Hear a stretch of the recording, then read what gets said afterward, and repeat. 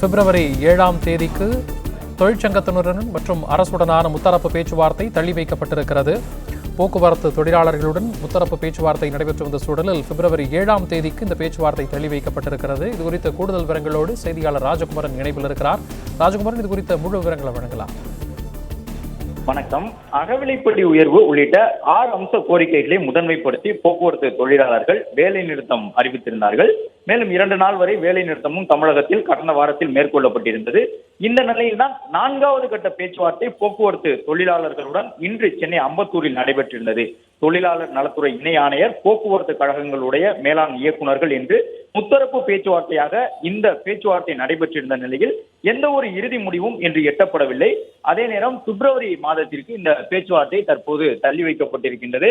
அதன்படி பிப்ரவரி மாதம் 7ஆம் தேதி மீண்டும் 5வது கட்டமாக போக்குவரத்து தொழிலாளர்களின் கோரிக்கைகள் தொடர்பாக பேச்சுவார்த்தை நடைபெறும் என்று தற்பொழுது தகவல் வெளியாகி இருக்கின்றது. அகவிலைப்படி உயர்வு, 15வது ஊதிய ஒப்பந்த பேச்சுவார்த்தையை தொடங்குவதற்கான குழு அமைப்பது உள்ளிட்ட கோரிக்கைகளை வலியுறுத்தி போக்குவரத்து கழக தொழிலாளர்கள் இந்த வேலை நிறுத்த போராட்டத்தை அறிவித்திருக்கக்கூடிய சூழ்நிலையில் இன்று நடைபெற்ற பேச்சுவார்த்தையில் ஏற்கனவே கடந்த வாரம் வேலை நிறுத்தத்தில் ஈடுபட்ட தொழிலாளர்களின் மீது நீதிமன்றம் அறிவுறுத்தியதன் அடிப்படையில் எந்த விதமான ஒழுங்கு நடவடிக்கையும் எடுக்கப்படாது. அந்த தொழிலாளர்கள் வேலை நிறுத்தத்தில் ஈடுபட்டிருந்தாலும் தொடர்ந்து பணியில் ஈடுபடலாம், அவர்கள் மீது எந்த விதமான ஒழுங்கு நடவடிக்கையும் இருக்காது என்கின்ற உத்தரவாதத்தை தொழிலாளர்களுக்கு அரசு தரப்பில் வழங்கியிருந்தார்கள்.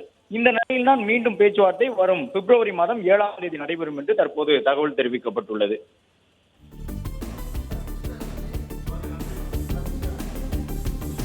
தகவல்களுக்கு நன்றி ராஜகுமாரன்.